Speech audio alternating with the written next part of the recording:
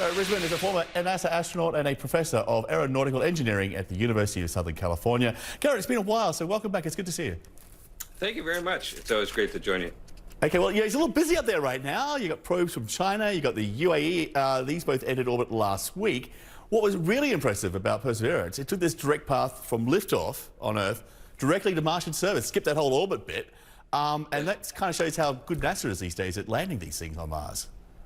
That's right. It's a gutsy move. And I'll be honest with you, I can't believe it worked. You have to be really precise with your navigation to do that, which is not easy when you're all the way out there in Mars. It's not like you have GPS or radio beacons or anything like that for navigation. You're really on your own, and you have to be very precise. And you got that, 7 minutes of terror when the rover is out of contact from mission control? That's right. Yeah, and it felt like 7 days of terror to me. But but actually, one of the things that's remarkable about it, as it's going through all those crazy 7 minutes of very complicated maneuvers, you have a parachute, you have a heat shield that you got to jettison, you have a retro rockets that fire, a sky crane, and 4 cables that lower the rover to the surface, all that. But the thing was, as we're watching that happen, of course, it's already done. There's about 11.5 minutes of delay.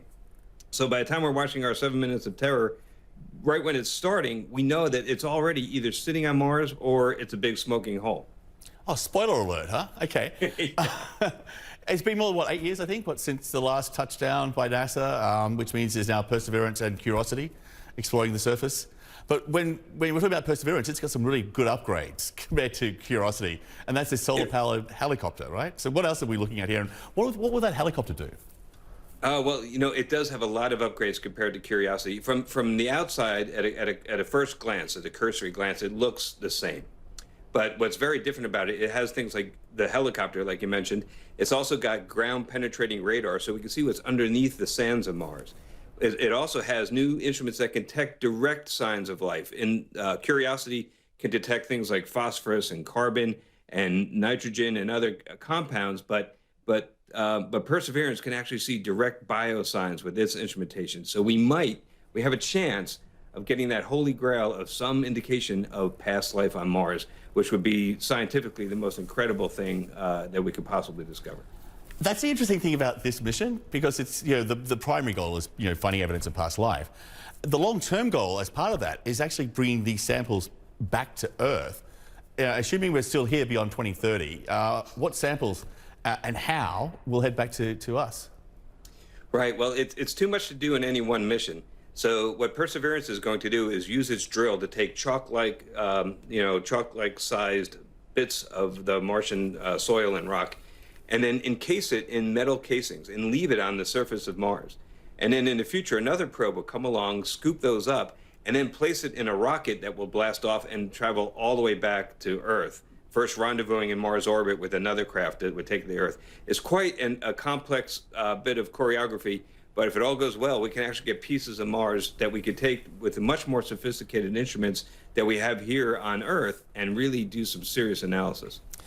There's obvious concerns about bringing stuff back, from Mars, the bugs, life forms, whatever, that you've never seen before, you don't know what they are. But what about sort of the reverse direction? What about our presence on Mars? How do we make sure the China probe or the UAE probe doesn't spread the coronavirus, for example? Right. I'm thinking the way things are going lately, they should be much more worried about us. Yeah. So we take great pains to sterilize these vehicles before we send them to Mars. I heard one of the JPL engineers say today that Perseverance is the cleanest spacecraft we've ever sent outside of Earth orbit. So we try very hard to do that, and that's really important because you don't want to think you found life on Mars when you really just found your own junk, right? Evidence or biological things that you shed from your spacecraft, or it's even a bigger problem when we finally go with people. And so that's why this is so important.